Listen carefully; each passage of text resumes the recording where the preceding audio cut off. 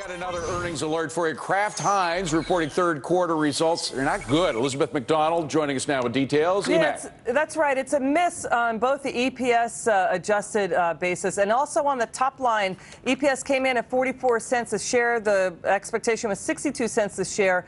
And the revenues came in at $6.36 billion. The expectation was $6.7 billion. It is saying it is going to raise its dividend. And what's happening here is this comes on the heels of Kraft Heinz announcing those layoffs at those 7 plants in North America. This is the third largest food and beverage company. They're going to be talking a lot about restructuring and the effect on the bottom line and cutting back on costs and expenses as adhering to the bottom line. So we'll be tracking this story, the stock for you. It looks like the stock is might be under pressure going forward. Back to you. Yeah, well, it's down after hours anyway. Eric, I'll go to you first on this one. This is one of those brand names that people like Warren Buffett love. Do you like it?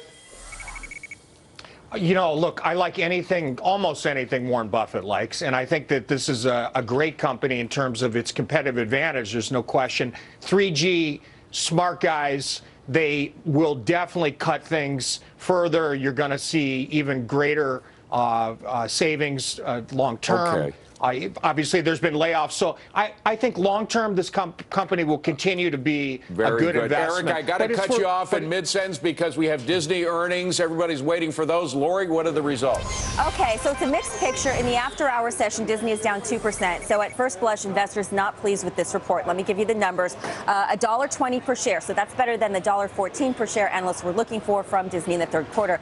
Revenue is soft. This is the problem. $13.5 billion is what Disney's reporting versus the street expectation of 13.57. And reading, obviously, everybody's talking about the Star Wars Force Awakens coming out next month. So much excitement, anticipation. But there's also been a lot of concern about the cable unit, ESPN. You know, Disney, of course, owns ESPN. They have these tremendous contracts with the major sporting leagues, and cable affiliate revenue has been soft. They've been reporting declining numbers on that front. So that may be the problem there. I'm continuing to look into it, and I'll get back to you. They've been overspending for those contracts at ESPN. Exactly. That's the problem. Lori, thank you very much. Melissa. Okay, our panel is back along with entertainment reporter and In Touch Weekly senior editor Kim Seraphin.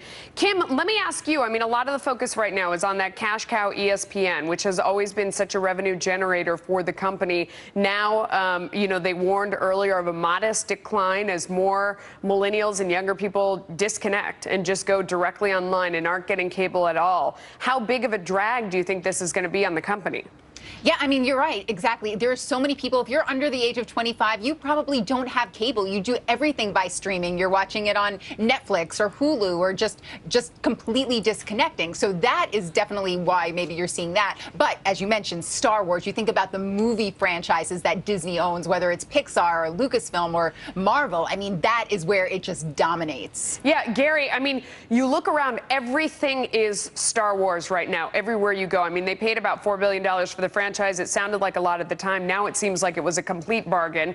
I mean, whether it's clothes, apparel, gadgets, cartoons, they've taken the franchise, they've spread it over everything they have. Disney HD, you know, every kids channel has a Disney series on it now. I mean, I'm sorry, has a Star Wars series on it now. They've exploited Star Wars to the extreme, and still kids can't get enough.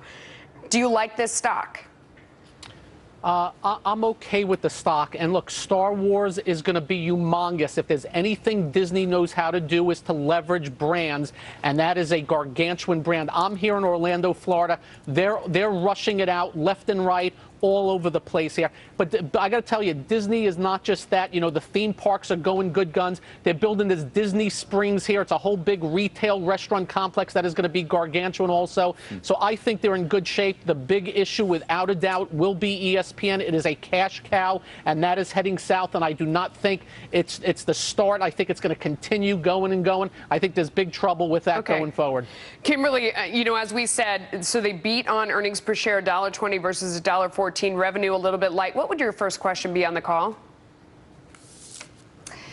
You know, like, why? What is the reason why they missed earnings, and really where was the pinpoint reason? And if it is the ESPN. What are they going to do to rectify that in the next quarter? That would be my first call. But I agree with Gary. I think that this is, I like Disney for the long term. It's in our large cap portfolio.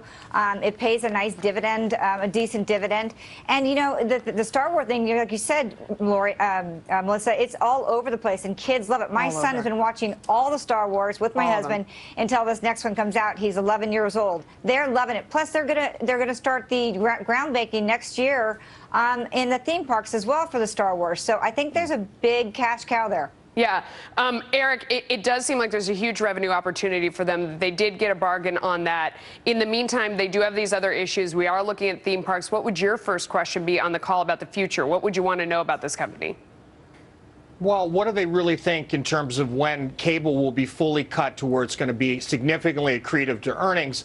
I think it's going to be a longer time than everyone really thinks. And so I think short term, it's not going to be a big issue. This is a great company, great leadership, great intellectual property. It's a good long-term investment, without a doubt. And obviously, Star Wars is going to be fabulous. Yeah.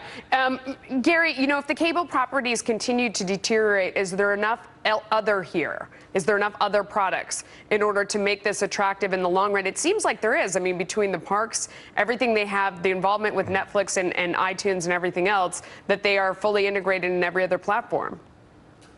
Look, unless the economy really starts to tank, you are dealing with one of the greatest brand names in the world. And I can tell you, when I go to the parks here, the lines are gargantuan, which is a pain in the rear end, but it is what it is. And just remember, they went to these Disney bands, which have really helped them out also. And I just think it's a great future going forward. The problem, once again, is they've banked on ESPN for a long time. And I think the northbound move of ESPN is stopped now, and it's going to head southbound. It just depends on how much and what they're going to do about it. Gary, you're fancy. You need to get one of those expensive tour guides. If you don't like standing in line, that's how you go. All right, thanks to all four of you. I've done it a couple of times. I bet you have. He lives in Orlando, for David, God's go sakes. ahead. He probably lives in the castle there. That's right. A few other stories.